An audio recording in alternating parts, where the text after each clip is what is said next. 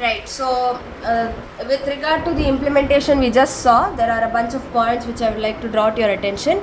In the isValid state function, we are checking for queens in the same column, same left diagonal and same right diagonal. We do not check the same row because we are filling the board row wise.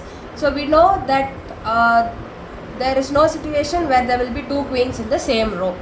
So because at every iteration you are filling one row and then you move to the next row and so on, there is no need to check if there are two queens in the same row, because we have designed our backtrack function in such a way that we know that situation is never going to arise.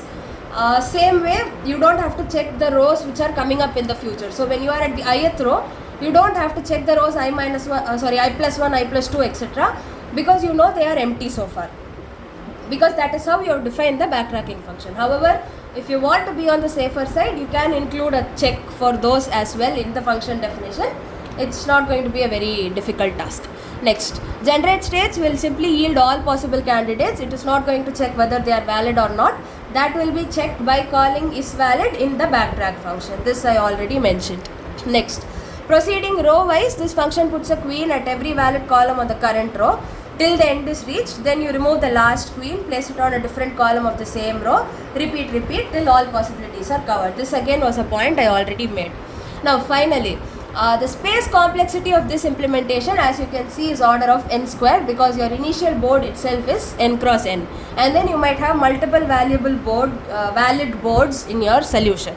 So now the thing with backtracking is, the whole idea of backtracking is you want to find out all possible solutions. So when you're talking about time complexity, you know it is definitely going to be expensive, because we don't stop with one solution. We want to find out every valid solution. So it is going to be time consuming. There is not much one can do about it. If at all there is any optimization we want to make, we have to make it with regard to space complexity. So can we do better than n squared in terms of space complexity is the question, right? So to answer our question of can we do better, which is basically the one question on which the entire algorithm's course hinges upon, we know that in every row we are going to place one queen. So what we essentially want is, in the ith row, which column am I going to place the queen? So you only need ij for each of the queens. That is what we need. So we don't need to have all n squared grids in a matrix and then put false everywhere. So you take an n cross n board, there are only going to be n cells with the value true. Everything else is going to be false. That's a waste of space. So instead, if we could just maintain an array of size n, where each element corresponds to one row and the actual value there corresponds to which column you're placing the queen on that row. So for example, let's say you have 4 cross 4 board and the queens are placed in 0th row first column, first row third column, second row 0th column, third row second column. This is the first solution here, which I put in terms of indices.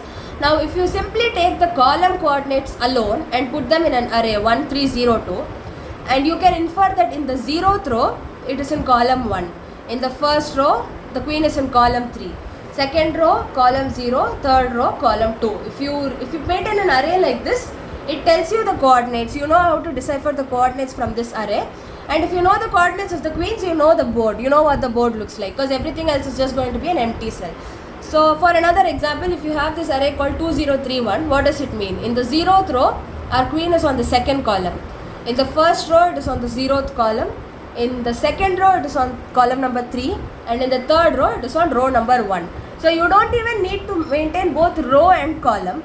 You assume the rows are in ascending order and you just mention the corresponding column coordinates.